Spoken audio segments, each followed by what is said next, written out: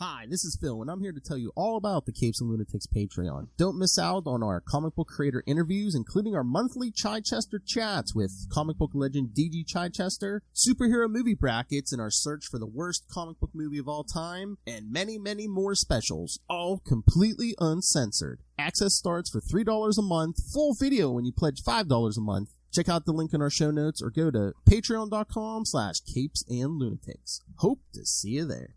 This is Luca Perich, host of a Totally Turtle Sports and Gaming YouTube channel, and you're listening to the Capes and Lunatics Podcast Network. In brightest day, in blackest night, no evil shall escape my sight, but those who worship evil's might. Beware my power. GreenLantern's light. Hello and welcome back to Sector 2814, the Green Lantern Podcast. I am Phil. Joining me, as always, Master of the Core, it is.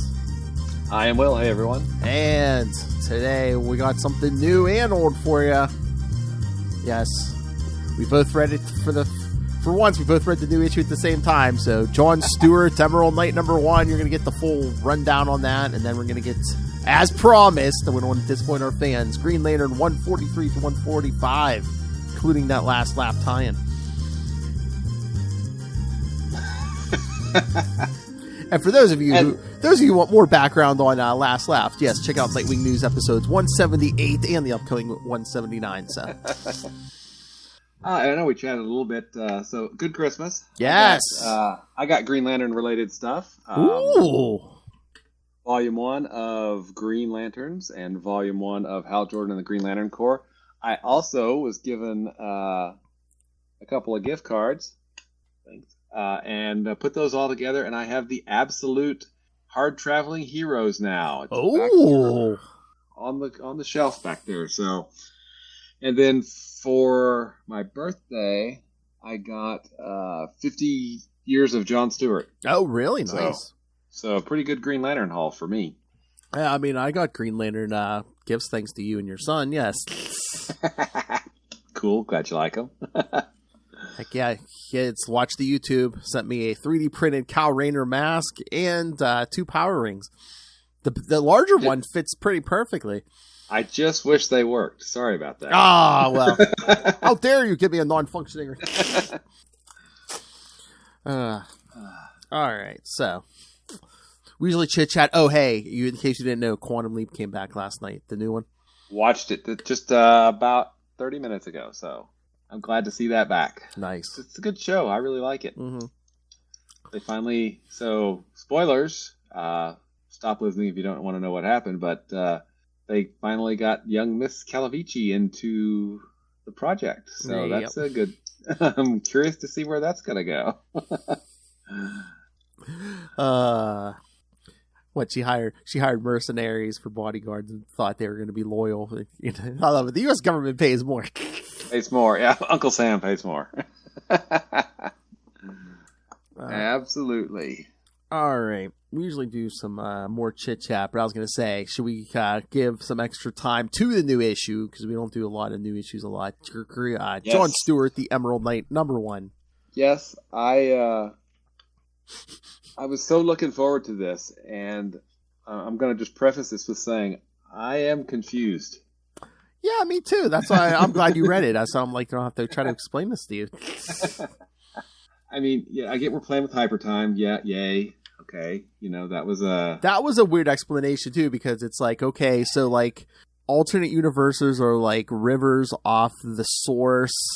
And then hyper time is like our little eddies that go out and come back, out of the river, but can flow back in. That aren't a full universe. I just don't. And then, it does. One, it doesn't explain anything about anything that happened in Dark Crisis, right? Because there's a lot of inconsistencies, that need to be dealt with, right? Mm-hmm. And at the end was, okay, spoilers, John hypertimes himself, so there's 2 of him, and cuts his infinite power in half, which, think about that for a second, half of infinity is still infinity, but anyway. And one of them comes back out of the dark sectors, and one of them stays in the dark sectors. Did I understand that right? Because I was a think little so, confused. because like the one who flies off is like, okay, we got to beat this threat. We got to beat this threat, and then I'm gonna go find my wife.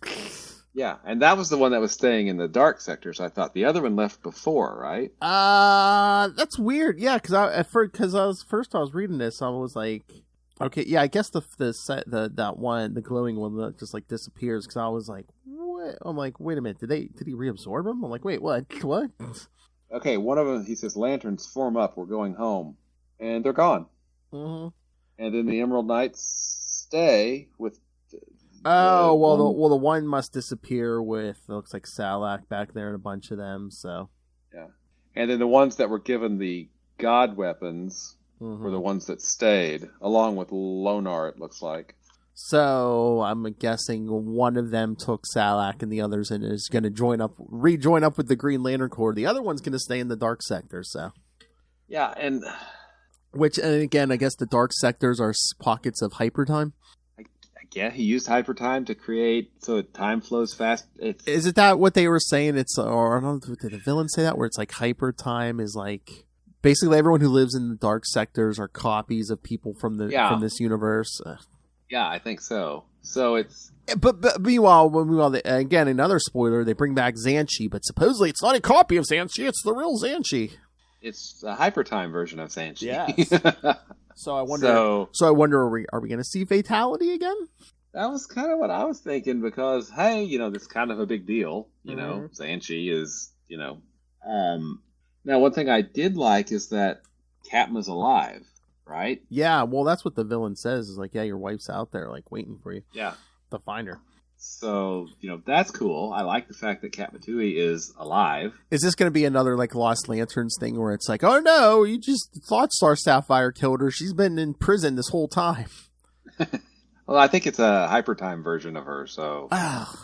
Maybe. I don't know. See, this is just. That's the thing, though. It's like, well, how are you bringing back Xanshi? Because they're like, oh, it's not a copy. It's the real Xanshi. It's like, is it? I'm like, wait. They took it before it blew up and left the copy there to blow up, so it's not. I mean, it's. Yeah. And it was more New God stuff, and I think I've probably flogged that dead horse enough about how I feel, mingling. Oh yeah, just Green Lanterns with New Gods. just the mention of the New God stuff. I'm like, oh, he's not gonna like this. I mean, I don't really like mixing the Green Lanterns with New Gods, but I'm like, oh, Will's not gonna like this. I mean. And I really did. I had such high hopes for this, but I don't feel like it was the end of chapter 1. Okay, are we going to get new chapters this? I mean, we're getting a new John Stewart book, but he's not. But Jeffrey Thorne's not writing it. But Jeffrey Thorne's not writing it. So is this John Stewart the one that went home? I mean, it's I'm not the brightest guy in the world, but I like to think that I'm sort of intelligent, and this is just I'm like The art was great. I really Marco Santucci is a really, really good artist. Oh yeah. But it just seems like there were leaps in logic, or maybe it brought up it brought about many more questions than it answered. Exactly, and we've been kind of waiting for answers since April when the Green Lantern series ended, and then we had Dark Crisis where suddenly everything was back like it's always been, but. Jessica's a Yellow Lantern now, but she wasn't in Dark Crisis. You know what the answer to this is, don't you? Hypertime? Yes. You were on my wavelength, man. You were on my wavelength. Yes, where they just like give us a explanation of all this stuff. Hypertime, okay. Okay, I don't know how that. Whatever. It's just been so long. I wonder if this point, if they were just like, okay, can you kind of leave it open ended for the next John Stewart writer to do whatever they want with the character? It's like, okay.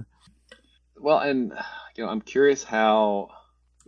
Again, half of Infinity, spoilers, is still Infinity. So John is still going to be, God tier when he comes back. So what does that mean for the rest of the Corps? What does that mean for the beacon thing that's on Oa?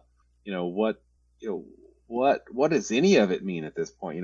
We don't know, and it's been closing in on a year since we've gotten any kind of real Green Lantern kind of stuff, right? I mean, and this Is it going to be a thing where he like sacrifices all his god power to put everyone back to status quo? Is that why we see all these Green Lanterns in Dark Crisis? And I mean, I don't know. It's because we were left with a very... And please, all future Green Lantern writers, don't just have him wake up one morning and forget he has god powers. We've done that already. Yes, exactly. The end of the last Green Lantern series left things in kind of an interesting status quo, and in fact, it left some things kind of on cliffhangers. We don't know, what happened with a lot of characters. For instance, we didn't see Guy Gardner at all, really, right at the end. We don't know. We didn't see Kyle at the end, although Kyle does get picked up in Dark Crisis. Yep. But, suddenly Simon has a ring again, but he didn't at the end of the... I mean, it's... I really don't feel like... I don't really feel like this is a problem for the writers. I feel like this is an editorial thing. Why didn't... are they just expecting us to wait for answers? Hey, you just, be calm. We'll answer all, or is it just a screw up? I mean, you would think that since there was not an ongoing Green Lantern series, that status quo that was established at the end of that series would have been what would have been respected for the next 8 months, because, hey, it's been 8 months, right? Over 8 months.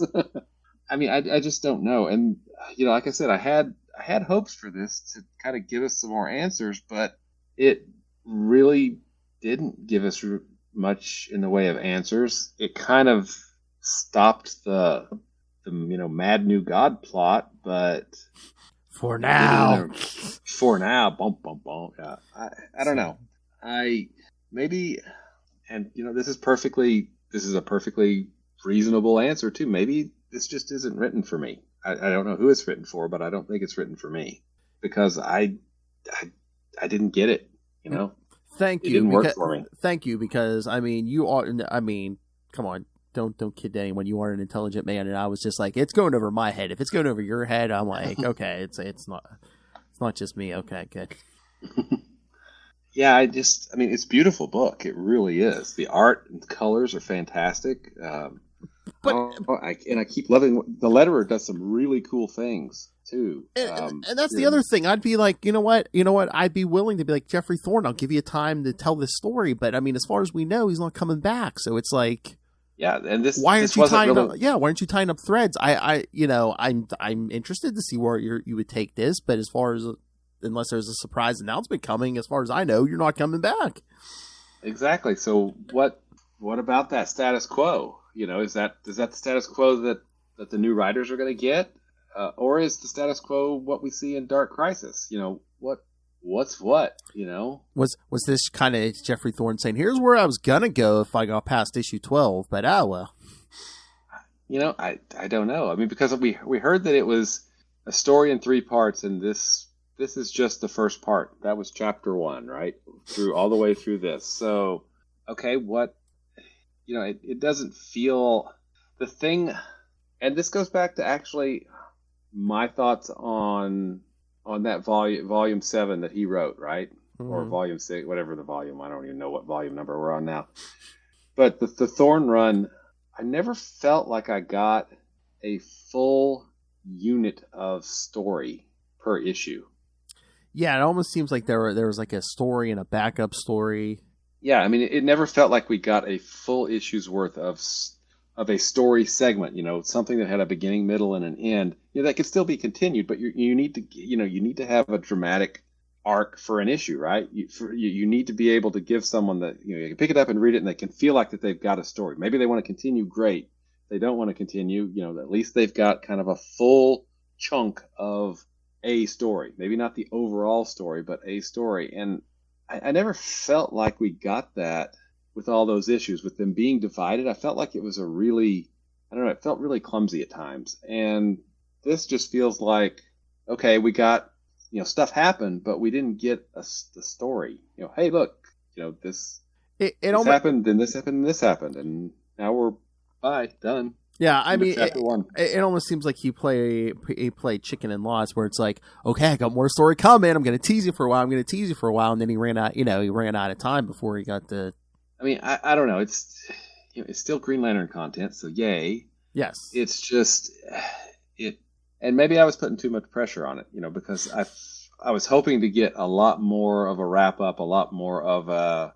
I guess I was hoping for this would be more of a coda or something to his run, since it's I'm assuming at this point, because I don't know anything, that he's not continuing. He's not going to continue to write the character, at least not in the immediate, because we know that is it Mariko Takara? I believe, yeah. Well, she wasn't she writing the Howl book, and then Philip Kennedy Johnson is writing the John Stewart book. Yeah. So I don't feel like the 12 issues that we got were a complete story.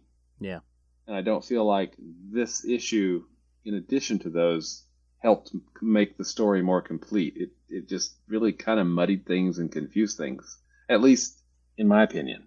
Yeah. But again, I mean, it is a beautiful book. It is. The art is gorgeous. The colors are gorgeous. The lettering has got the letterer, Michael Ativa. I don't know how you say his name. But he does some really cool things with the color. I mean, with the... Michael Atiyah is the colors. Rob Lay is the letterer. And Rob, he does some really good stuff with the lettering. So it fell flat for me. And, hey, that could be my fault. That could be totally on me. Yeah. But because, I was actually looking at notes for this thing because, trying to see if I missed something, but just... John Stewart is split into two different beings, the Green Lantern John Stewart from Earth Zero and a whole new Emerald Knight John Stewart. The dark sectors are confirmed to be single pocket dimensions born from pieces of hypertime. Okay. No, whatever that means. Again, kids, for those of you who don't know, hypertime was around 1999, 2000 when they hadn't brought the multiverse back, and it was kind of...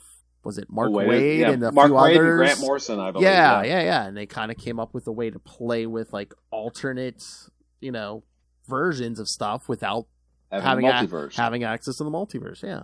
But now we have access to the multiverse and we have hypertime. So, and there's an omniverse out there, I'm sure, as well. So whatever. It's just, this hinged on a really poorly understood concept of hypertime, right? It's a path and you merge, blah. And I'm like, but the plot depended upon hypertime. Yeah. In fact, the whole plot of the 12 issue series depended upon hypertime too, because that's how the dark sectors were formed. And it's just, hey, let's throw in hypertime, let's throw in the new gods, and I'm like, well, how about we have some Green Lantern stuff? Okay. I know. Yeah, because it's like, I'm sorry, but I'm here for like Green Lantern power rings, and we're fighting with swords and stuff. I'm like, I know they're powerful swords, but and the thing is, like John Stewart is great. I love John Stewart, but I don't feel like this propelled his character forward a lot. I just and granted, I don't know anything. I'm just going off of what I've read, right? If you're going to power up John from the Godstorm, and he is an ascended being, then you're fundamentally changing John Stewart. At least the John Stewart that we have grown very much accustomed to for, say, about the last 30 years, right? Yeah. Post Mosaic, right? Yes. Because he was a Guardian for a while, and then that all went whatever. So that is a fundamental change to the status quo of that character that I don't know if we're going. I don't know. I feel like it's not going to be followed up on, right? It's just going to be, oh, hey, he's back to being a Green Lantern again. I don't understand. I feel like we got a part of a story.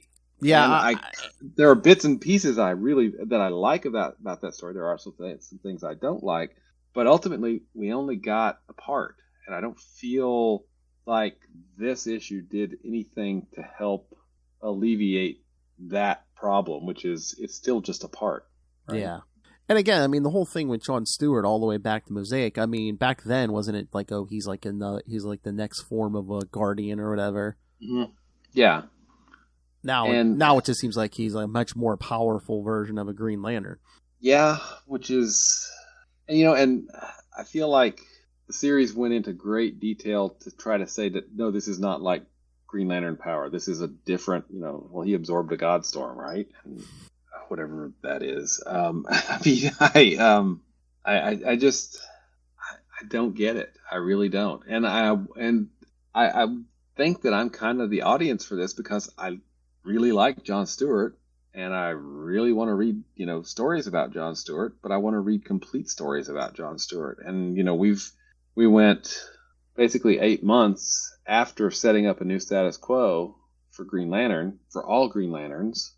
And I do want to come back to something because there's a couple of things there's one thing in particular, but anyway, and then, we have a new status quo that's immediately ignored, so, and then, we get this continuation, which is, hey, this stuff happens to be continued, but we don't, okay, great. But I mean, we need a beginning, middle, and an end. And if this is just the beginning, then that's very unsatisfying.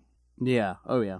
I know. Now, back to the thing that I really, really love that the previous Green Lantern series did was take away Hal's special, I can make my own ring out of willpower. I don't like that. I like it that Hal has just a normal ring and that he's able to do amazing things with a normal ring, and Kyle has a normal ring. All of them have normal rings and they use those rings differently. And I mean, I don't know. Like I said, I really, really, really wanted to like this, but it just feels incomplete to me. Yeah, that's my whole thing. I'm just like, wait a minute, it doesn't seem like an ending, Mm-hmm. considering this might be his last word on Green Lantern. I'm like, again, especially since, there's going to be a John Stewart book and he's not going to be the writer on it. Exactly. And, what does that mean for the character? Because at this point, he has half of infinite power. Okay. He's got I assume all of the lanterns that came with him. There's 1,000 lanterns? Yeah. That came with him into the dark sectors. Was it 1,000? Something like that. I can't remember. It was some large number. And a bunch of them are apparently dead, right? Yeah. So, I guess one of the things, and I don't know, I've been reading comics for a very long time. One of the things that I always thought was kind of what you were supposed to do is, if you weren't going to be able to play with the toys anymore, is to put them all back the way you found them. Yeah, that's what I thought. Right? So, but, of course, we haven't had a book. So, we haven't been able to dig into the new status quo. We haven't been able to dig into what any of this means or what, for any character, for John, for Joe, for Simon, for Jessica. I'm pointing to all of the pictures for, Kyle or Guy or, or Hal or anybody. We just don't know. And I guess that's just annoying. Very annoying. I guess when we get our new Green Lantern books, but yeah, that's not till April, right? Oh, I think, yeah. I think something else good happens in April. I can't remember what that is, though. Yes, God, Plato choked on the world.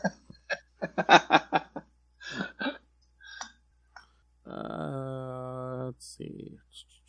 Seeing if I can find a date on this. Yeah, April of 2023 will be Green Lantern Hal Jordan, written by Mariko Tamaki. And again, I'm not seeing an artist announced yet, so. Yeah, so April, we may find something out later this month when Previews comes out. Yeah, I'm trying to remember. Would that be March or April? I don't know. Well, we'll find out soon. We'll find out in a few weeks. Yep. All right. So should we get to the other issues that you have issues with? You bet. All right, kids. So yes, we're back to the Judd Winnick run. This time we'll be doing Green Lantern 143 through 145, and like I said, yes, 143 is our last laugh tie-in. Oh, but before we jump into that, if anybody out there, hey, please, if I'm just being stupid, me too. Explain this to me, because it really doesn't feel like a complete story, and it doesn't feel like. Anyway, just explain it to me, please.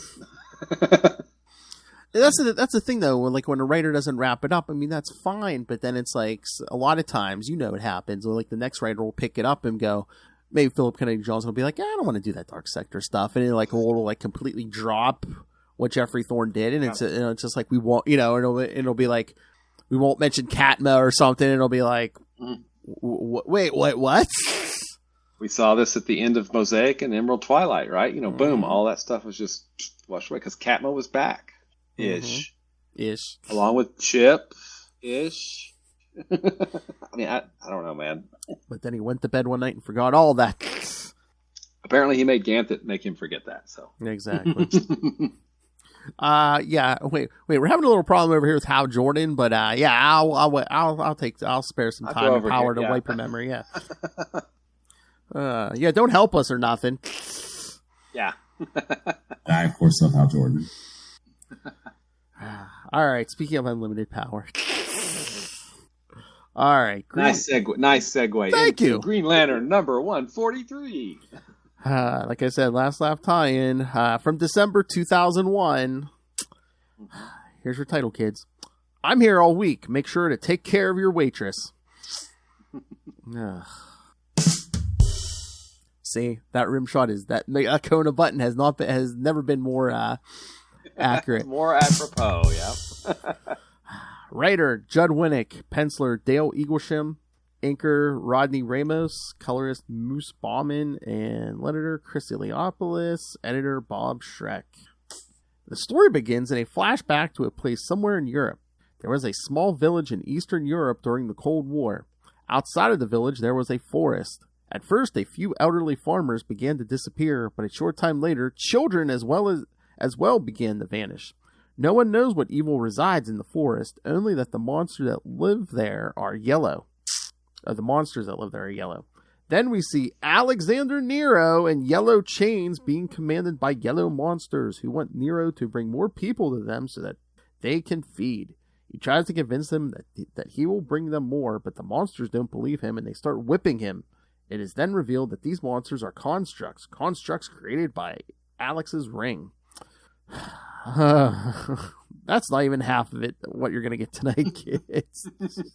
We get a Jokerized Graven. Yep. All right.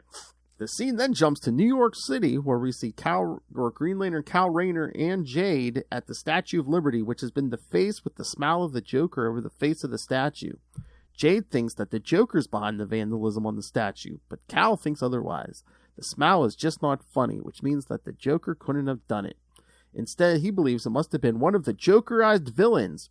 They then combine their powers to fix the statue back to its normal image. Yes, kids, for those of you not familiar with Last Laugh, yes, the Joker has escaped from the Slab Penitentiary and using the gas the guards were using to try to calm the prisoners as one component of his Joker gas to Jokerize all the villains. So, and then set a bunch of them free.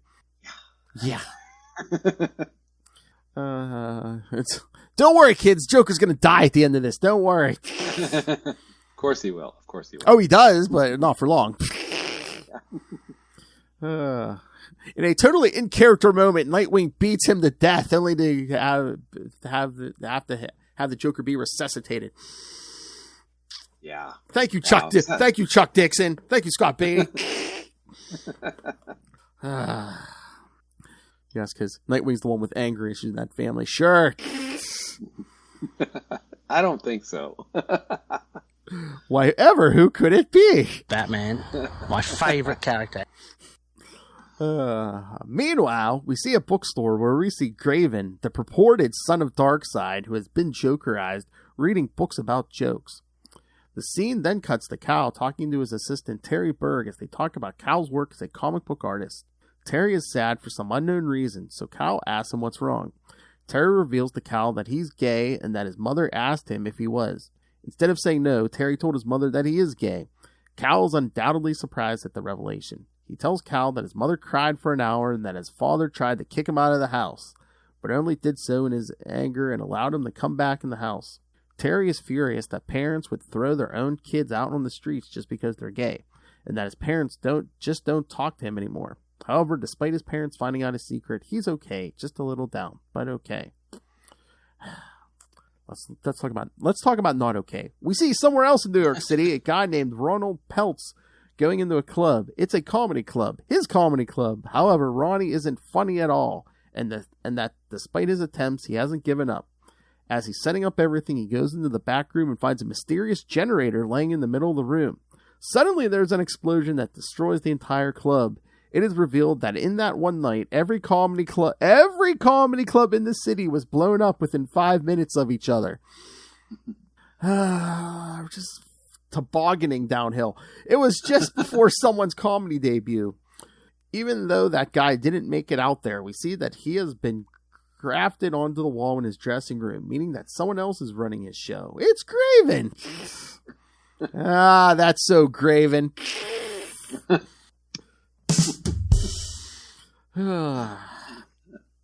Holding the entire audience hostage, Graven tells the audience jokes that aren't funny at all.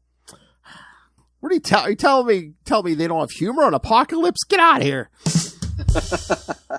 Get out of here. Get out of here.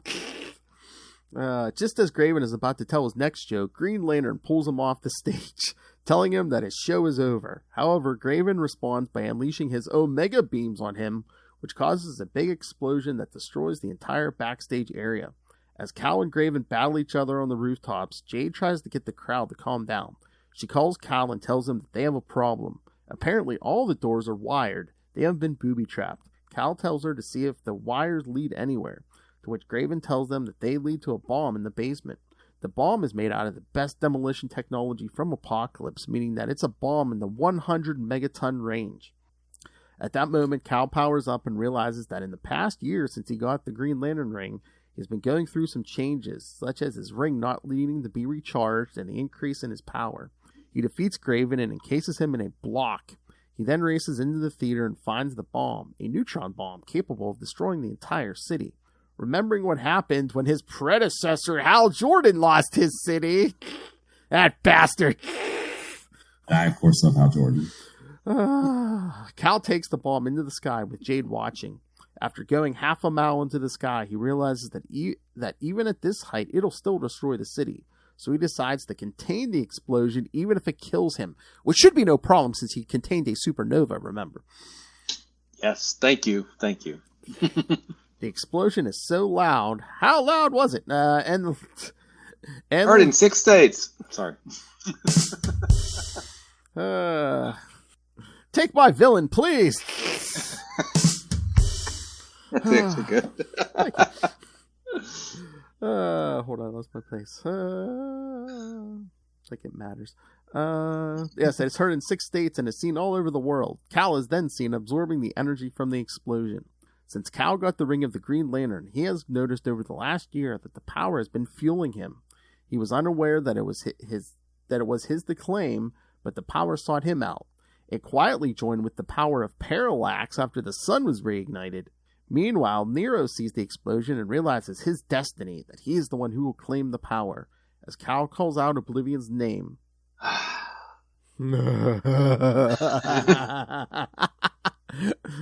What are you saying, Will? It's no laughing matter. Oh, nice. One thing you've already pointed out that, supernova, 100 megaton is nothing to a supernova, so why is it a big deal? But have you noticed the body count in Winnick's run? I mean, the heroes don't seem to save a lot of people. I mean, you have all those people dying in, the forest in Germany or Europe, wherever we are. Graven kills how many people, just because he was Jokerized? I mean... Again, I won't lay this all at Judd Winnick's doorstep, but, that first half of, the first day, the early 2000s, that first half of the decade, it seemed like there was a lot of bloodshed. I mean, remember over at Marvel Civil War? I mean, the whole thing started when they blew up Stamford, Connecticut. Oh yeah, exactly. I mean, I don't know, but it just seemed like a trend. They were just oh, let's raise the stakes and kill a bunch of people. Yeah, and this one. And again, I mean, it could have been anyone, but I just thought 100 megaton bomb is just, oh man, look what he's containing, Yeah, but that's nothing to him. He's a supernova, okay? Yeah. I think he's literally contained about 1 billion of those at once. Is that how much? And again, the last time we saw Graven, he kind of disappeared because Cal got thrown into the future, the Legion of Superheroes. I'm just like, but cause I'm trying to remember, I'm like, I don't think I saw Graven at, Kristen and I are reading this for Nightwing News. I'm like, I don't remember seeing Graven at the slab. I'm like, so where did the Joker find him to Jokerize him? I don't know, man. And it would work. I would assume it would work on Graven because I didn't see Graven at the slab, but once the Joker escaped, I did see in his little gang he had with him, he had a Jokerized Dominator. Oh, okay. So it works on aliens, I guess. I guess it works on New Gods too, because anyway. So what is your take on these 3 issues? Because I'm. It's gonna pop. I'm underwhelmed. I mean, I feel like Mike has taken out a book, and he's saying, "Hey, reader, you come here." Whack, whack, whack, whack, whack. He's beating us over the head. Yeah, but especially what he's doing. Especially this issue, though. Like, I'm pretty sure, like, every book at DC had to do like a Joker's Last Laugh tie-in. So I'm wondering if like Winnick was ordered to do a Joker's Last Laugh tie-in. So it's like maybe he was just like, oh yeah, they want ridiculous. I'll give them ridiculous. Yeah, okay, I got that. I mean, it's and Kyle absorbing all the power. Okay, I get that. I guess the ring has tapped into the residual parallax energy and the energy that he spun off for Oblivion, and then brought it all back, and now he's got more power. But why does that power have to go to him? Why not just back to the power battery? I understand story reasons. He needs to be all powerful so we can say something, about power and responsibility and all those things. But I'm trying to remember. Is it in these? Isn't the whole Oblivion thing in the mix here too? Where it's like, some of Parallax's powers mixed with that whole Oblivion thing we got in Ring and Fire. And yeah, I mean, I really think Winnick excels at writing non-superhero stuff, but his superhero stuff is just not. It's not riveting. It's just it's underwhelming. I mean, it really is. I understand where he's going. It's just like it feels like a slog to get there sometimes. Yeah. I hear you. I get what he's trying to do. I think it's just like, Cal's the everyman, and what happens when he gets godlike power, and once again, is he gonna deal with ultimate power much better than that bastard Hal Jordan, who we see in the next issue or the issue after next? No, we see him in 145, don't we? I'm trying to remember because I read these back to back, so I can't remember. I did too, so I don't remember where the break was. But... All right. So we get to 144. Can you take it? Let's do it, man. Let's do it. With the big glowing green Cal Rayner on the cover. All right. Green Lantern 144, January 2002. The Battle of Fire and Light. Where's this taking place? At Taco Bell bathroom?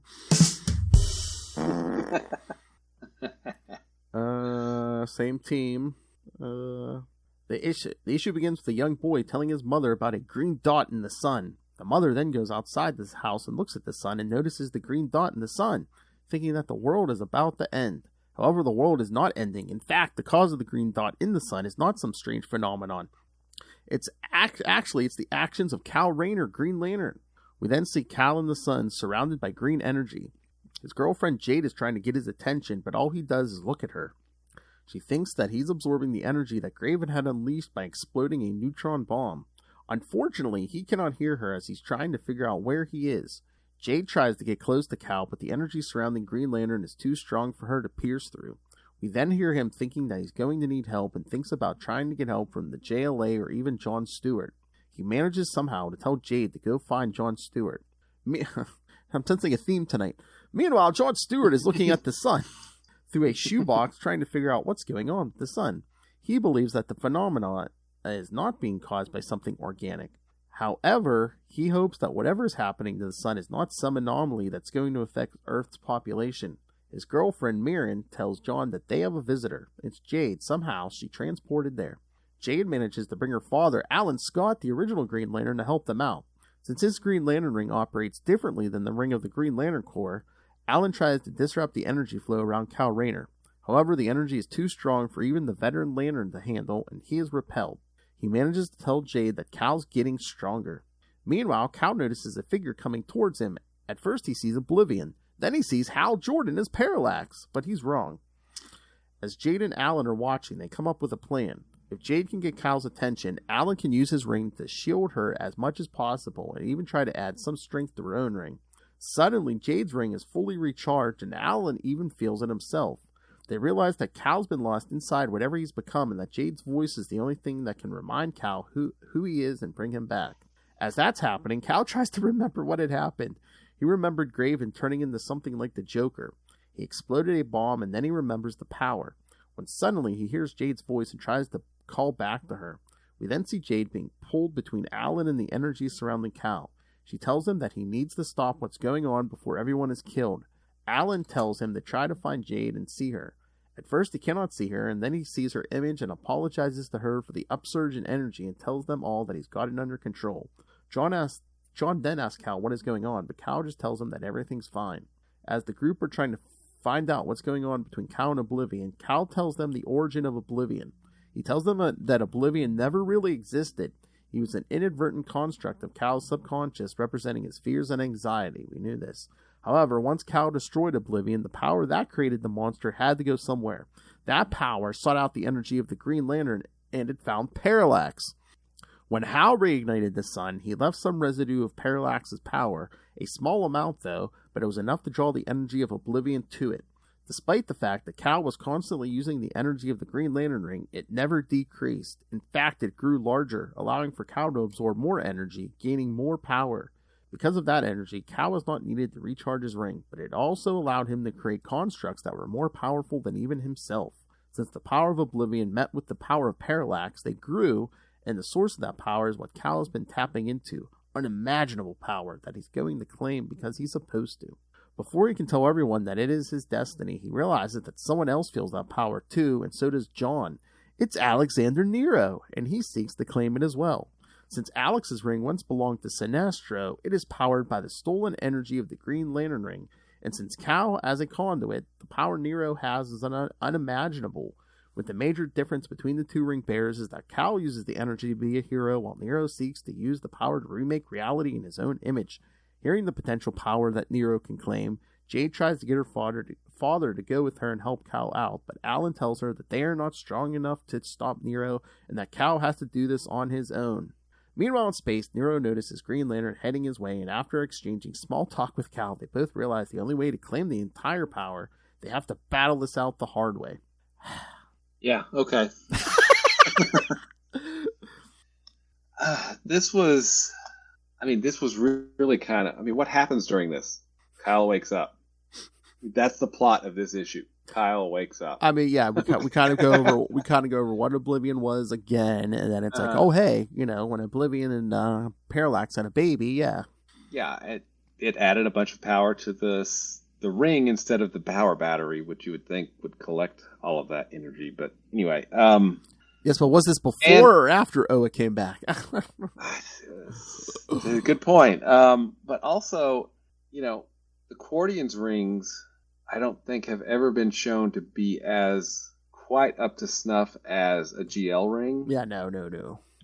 So how can it even handle all the power that it's trying to tap, right? You would think that it would short circuit, blow up, melt, just stop working, but... And again, that summary says it was Sinestro's old ring, but no, it's not. Remember, Guy Gardner had it, and that was destroyed. No, the Quardians made a new one. Yeah. Unless they perfected the technology, I don't know. Yeah, so I don't know. The next issue we get Quardians, right?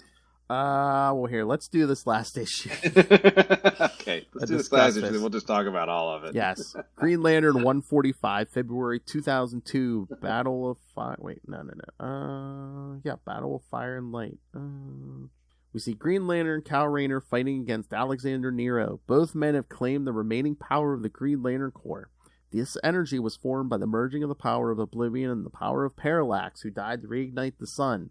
The battle between the two men is fought between their different constructs. Both know that whoever wins will get the power, more power than any human has ever had control of, essentially giving them godlike powers.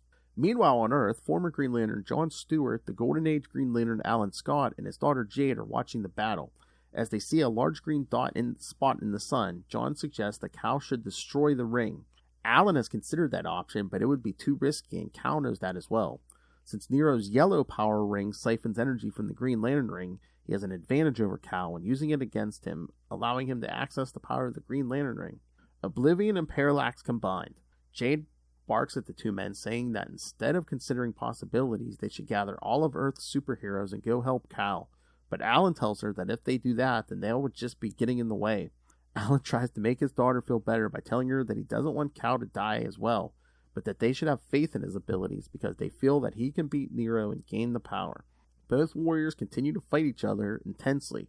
Kal creates constructs of himself and they all bash on Nero, but Nero taps more into the power and destroys the constructs, and all Kal can do is match him blow for blow. Suddenly, an explosion separates the two, and we see Cordians entering the battle, but they are here to help Kal. Like Green Lantern, the Cordians do not want Nero to get the power because they fear that once he has the power, he will turn on those who gave him the ability to attain that power. Power.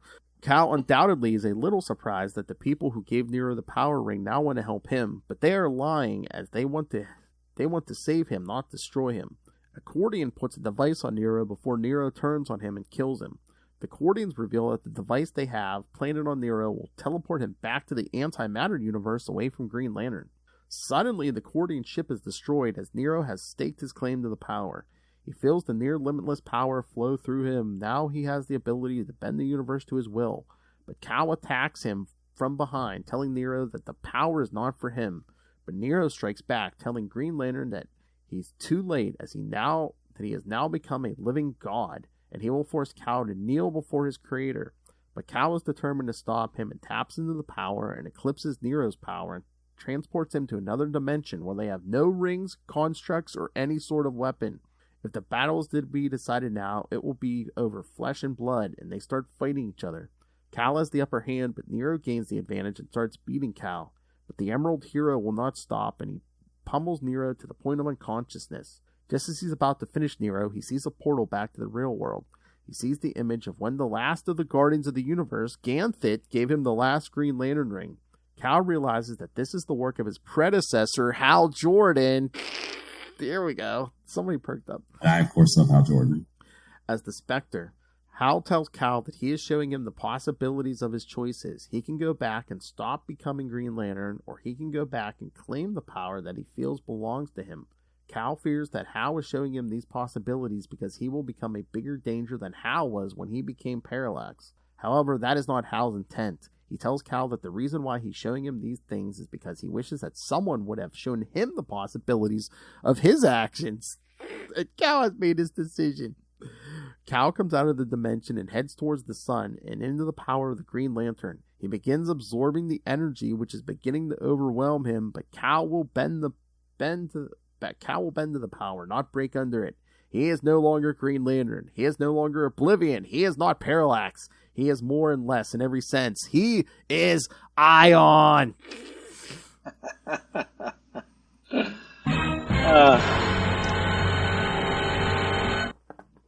A name we'll hear several times over a couple years. Over the next few months.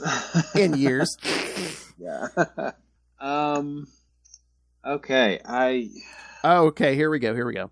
This is Kal Rayner's first appearance as Ion. He will be Ion until Green Lantern 150, spoilers, when he expels the Ion power to reactivate the central power battery of Oa. So O is there, but that battery ain't working. Okay, wait a second. And creates the new generation of Owens. Yeah.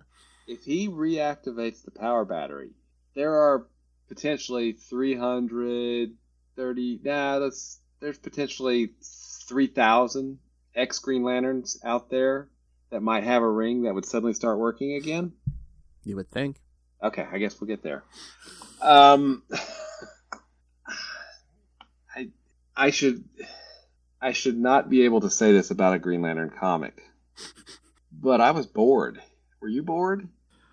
A little bit. I mean, I've read this before, but I mean, I get you. I mean, I'm like, that's the thing. Technically, Judd Winnick isn't a bad writer, but I'm just like, for a Green Lantern book, it doesn't seem like each issue on its own, a lot happens.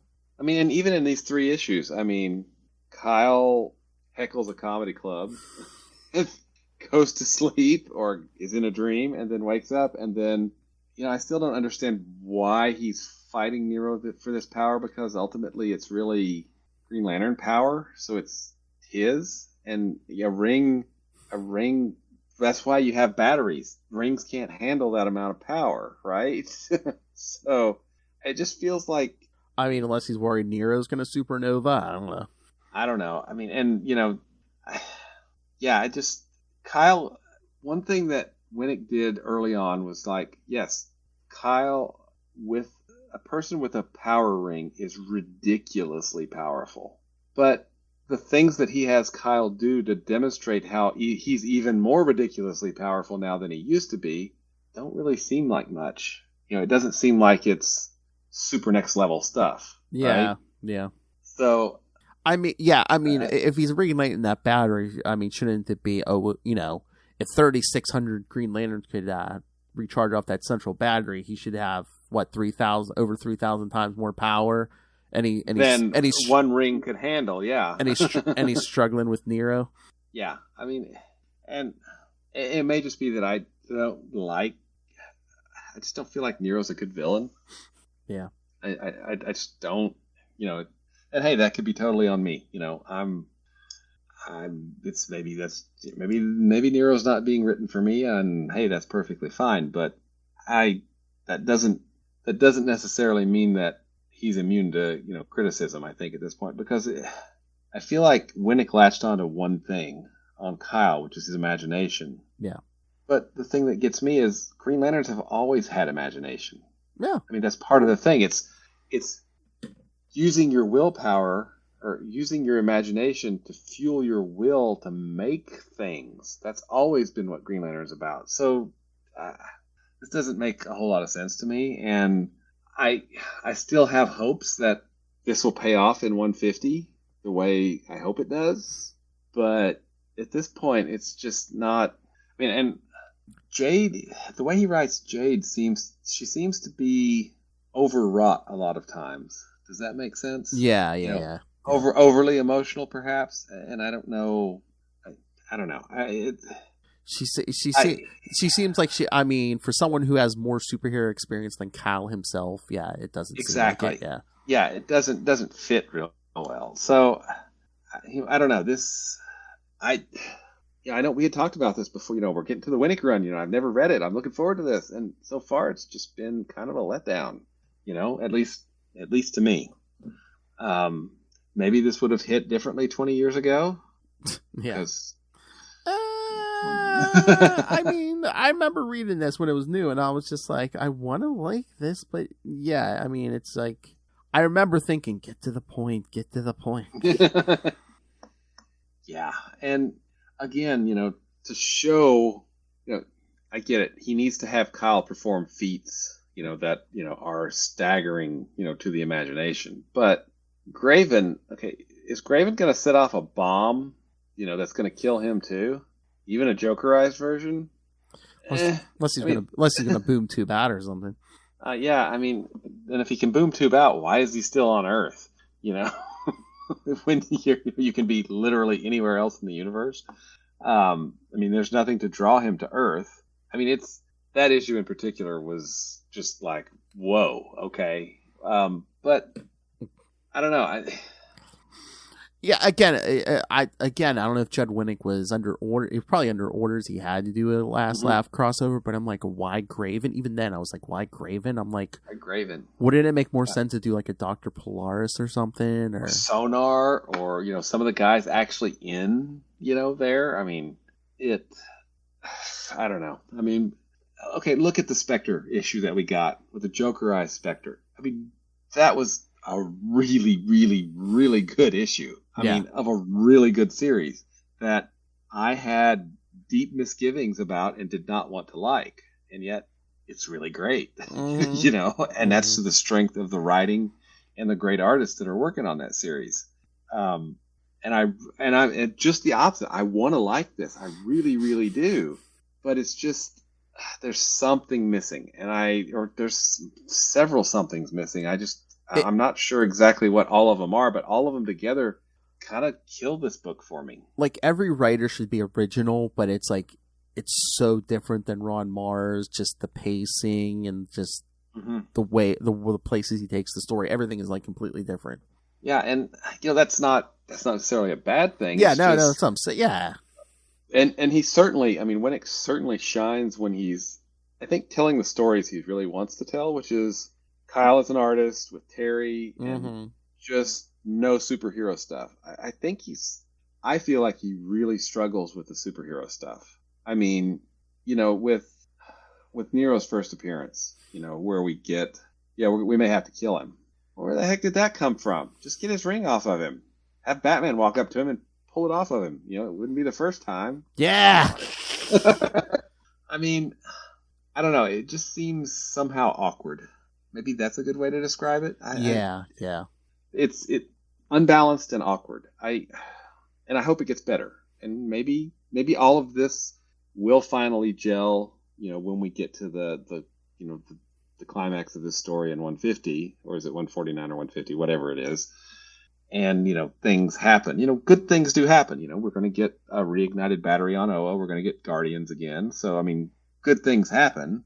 But, I don't know. I'm still not sold on Winnick's run yet. Yeah, I hear you. And to back up, like I said, I wanted to really dislike the Spectre because, I thought that just no. Okay. And, I had probably misgivings about the Mars run too, just because, that was what replaced Hal. And having, decades of distance at this point and going back and reading it, I was surprised at how much I enjoyed it. So, it's Green Lantern is always surprising, apparently. At least to me. Yeah. These books tonight. Old, new. Old and new. Old and new. All right. Anything else, or should we put you out of your misery? I don't know, man. What am I missing? I mean, are you? Is this great? Is this or no? Like I said, even the first, I'm rereading these with the eye of like, okay, mate, let me see if I can catch something I didn't see last.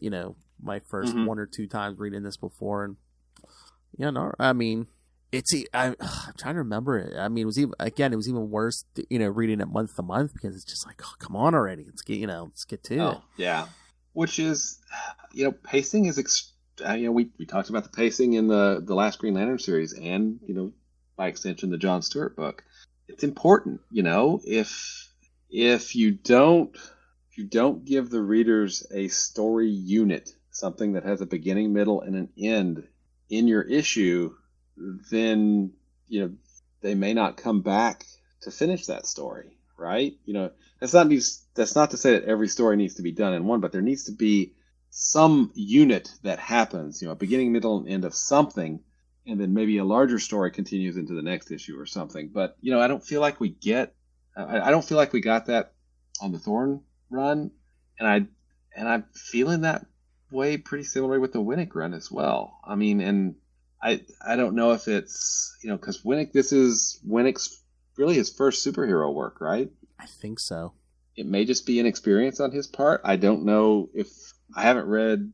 I don't know what else Thorn has done. Maybe it's the same. I mean, I don't know. But pacing is a problem, I think, with everything that we've talked about tonight. Yeah. Oh yeah. Again, it's like, I mean, that's the whole thing. That's my thing with the Winnick run. It's like, well, when are we going to get back to fatality? When are we going to get? Yeah. And John, we're about to get to a point where John realizes that it's psychosomatic and he gets a ring, right? Yeah. I think he gets another copy ring like Jade has. Yeah. Mm-hmm. I don't know. I still have hopes, man. that Winnick's gonna pull it out and knock it out of the park for the finale here. But sometimes hope is hard to hold on to. Maybe I should get a blue ring. Where's a blue ring? But yeah, I mean, yeah. Once we get to the end of the Winnick run, yeah, we'll see what we think. Yeah, because it'll be fresh, and then we can just kind of discuss it. How many issues is his entire run? Is it like 30, maybe 25, 24? Something like that. Yeah. I'll look it up and see what it is. Yeah, don't we get like that Green Arrow crossover or something? I think might be like late 150s or early 160s. Yeah. That's right. Yeah, that's because that's his final issue. Is like, yeah. I'll look that up and we'll figure it out. We will figure it out. I feel like it's kind of I feel like I'm being a downer, man. I mean, yeah, we're reading Green Lantern, but it's the quality really, I think, has taken a hit after Mars left because I don't feel like we could criticize Mars's books the same way that we've been able to criticize Winnick's because they were very effective Mars was very effective at what he was doing, and he did it very well, and he did it consistently for almost 7 years. And again, I think the proof's in the sales. I mean, I think that this is probably one of the main reasons they brought Hal back.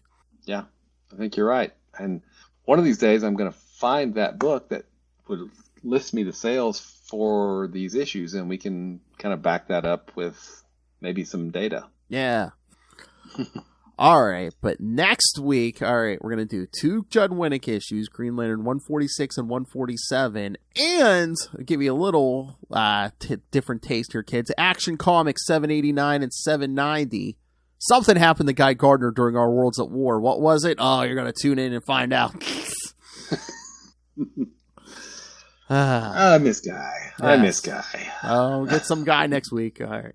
And then in 2 weeks, we'll do Green Lantern 148 through 150, so we'll get the conclusion of that Ion stuff. And then in 3 weeks, we'll be back with more Spectre 18 through 23. So nice. And then after that, we'll finish Spectre off. So that's kind of like the next month. Well, then we'll do after that 2 more weeks of Judd Winnick, and then we'll finish off the Spectre run. Well, we'll do the last couple issues of Spectre, and then the week after that, we'll do the JLA Spectre Soul War 1 and 2. Cool. And that'll get us into February, right? Yeah. Well, because actually, the episode where we do Spectre 24 through 27 will hit the podcast the first week of March. So, wow. Yeah. So we are very much on the downside here of this Green Lantern series and everything Green Lantern pre-rebirth. And then plus once we get to Green Lantern 156 and 157, where I believe John Stewart gets that ring. Yeah, we're gonna do. Remember, you want to do Cosmic Odyssey? Well, we're gonna do Cosmic Odyssey. Oh yeah, nice. Hey, which is reprinted in 50 Years of John Stewart, which is right up there. Yes. They reprinted. I guess is it number 2 or 3 that Xanshi gets blown up? I think it's number 3. I forget, but I'm not sure. It's been a while. Yeah. Yeah. Oh, but kids, stay tuned in another 10 episodes. Episode 111, we're going to be doing our crossover with me and Justin's show, Marvel Tales. We're going to do that JLA Avengers crossover finally. Woo! So, yeah. Yep, that's a classic with the very much missed George Perez on art. Lots of good stuff coming in there. And remember, kids, episode 118, Rebirth. Oh my God! You're gonna be You won't be able to stay in his seat that episode, kids. I know. I'll just be so happy. I don't know which copy. Which copy should I read it out of? Should I read it out of the hardcover? Should I read it out of the softcover? I'll get the Absolute Edition. All right. So, yes, lots of good stuff coming. So, send us your thoughts next week, 146 and 147, and Action Comics 789 and 790. So, email us, CapesandLunatics at gmail.com, or call the voicemail, 614-382-2737. That's 614-38-CAPES. And remember, you can find Sector 2814 on Facebook, on Twitter. Capes and Lunatics and Capes and Lunatics Sidekicks are on Instagram. The Capes and Lunatics Network is on Hive. Again, the YouTube channel, if you want to see the 3D goodies that Will and his son cooked up for me, yes, check out this video and so many more on YouTube. Smash that subscribe button. Oh, we're so close. Kids, I want to give Little Hellfire a present. Right now, we're sitting, I think, at 267 subscribers. Two more. Gotta have two more. Then we start to climb the 369. So, yes, please smash that subscribe button. Smash it! And the Patreon, because once again, we're paying for this out of our own pocket. Every little bit helps. With $3 to $5 gets you early access to creator interviews, including the monthly Chichester chats. I got the good mic out for you guys. And superhero movie brackets are over. Thank God we can listen to those all. I think we'll be doing a lot more one and dones for 2023, but patrons can suggest stuff. I know Justin already has a bunch of suggestions. I know Lilith and I are already talking. January, we might do like a bunch of, we might make up a list of this or that for each other and just ask each other, like, would you rather this or that? So if you want to know if Lilith Hellfire would do this or that, kids, send me your suggestions. So yes, subscribe to the Patreon and pick yourself up some Capes and Lunatics and Capes and Lunatics Sidekicks merch. Find it all at Linktree, linktr.ee/Capes and Lunatics. All right, Mr. Will Allred, master of the Green Lantern Corps, master of the Quantum Zone, master of Kickstarter, master of podcasting. Where can people find you? You can find me at Walred, that's at WALLRED, at Gmail and Twitter and Facebook and other social media that I vaguely remember setting up as well. And if you want to find my comics, Crossover Division is at crossoverdivision.com. Issue 4 should be going to the printer this week, and we'll be doing a hardcover probably next month on Kickstarter, which I'm really looking forward to. That'll be cool. If you want to check out Diary of Night, you can go to diaryofnight.com.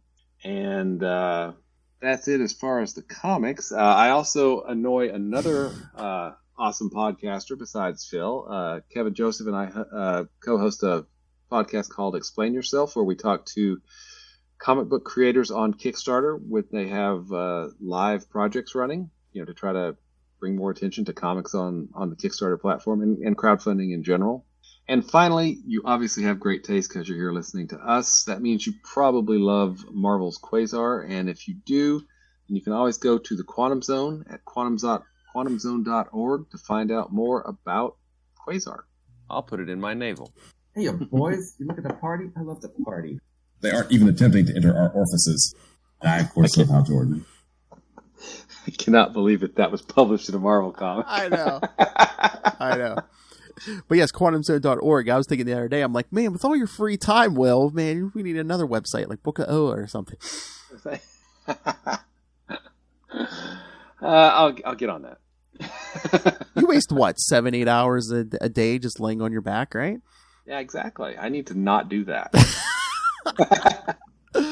I wish I didn't have to sleep. Give me ultimate power. All right, kids. Thank you for joining us again.